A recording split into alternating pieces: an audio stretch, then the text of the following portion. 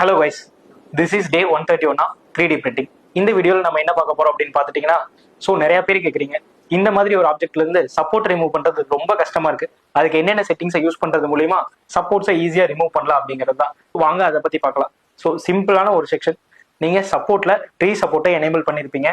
Tree hybrid அப்படிங்கறது ஆப்ஷனை நீங்க அதுல கொடுத்துக்கங்க. அப்ப கொடுக்கும்போது எந்தெந்த இடத்துல பெருசா ஸ்ட்ராங்கா வரணுமோ, எந்தெந்த இடத்துல சின்னதா வரணுமோ அதுவே ஆட்டோமேட்டிக்கா ட்ரீ ஹைபிரிட் ஆப்ஷன் வந்து எடுத்துக்கும். இப்ப இந்த சப்போர்ட்ஸ்ல மேல நமக்கு சின்ன கேப் வந்து இருந்துச்சு அப்படின்னா, ஸோ ரொம்ப ஈஸியா நம்ம கையிலேயே ரிமூவ் பண்ணிடலாம். இல்ல இந்த மாதிரி ஒரு டூல்ஸை யூஸ் பண்றது மூலியமா நம்மளால ரிமூவ் பண்ணிடலாம். அதுக்கு நீங்க என்ன பண்ணணும் அப்படின்னா, அந்த சப்போர்ட்லயே அட்வான்ஸ்ட் ஆப்ஷன்ஸ் அப்படின்னு ஒன்று இருக்கும். அதுல டாப் ஜி டிஸ்டன்ஸ் அப்படின்னு இருக்கும். அதை வந்து நீங்க 0.2 அப்படிங்கிற லேயர் ஹைட் கொடுத்துருந்தீங்கன்னா 0.2ல இருக்கும். நீங்க என்ன பண்ணுங்க அப்படின்னா, அது 0.2க்கு பதிலாக 0.275 அப்படிங்கிறத மாத்திக்கங்க.